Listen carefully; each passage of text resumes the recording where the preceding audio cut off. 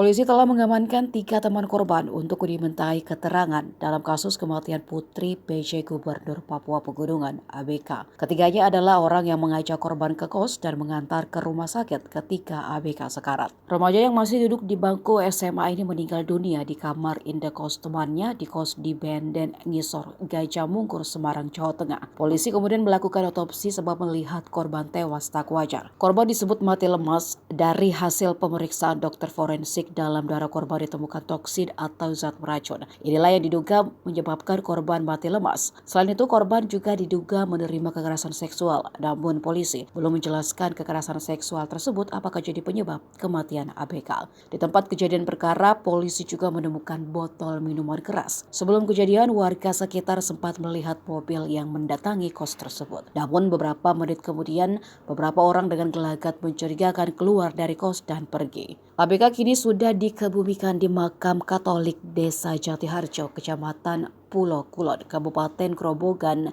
Jawa Tengah.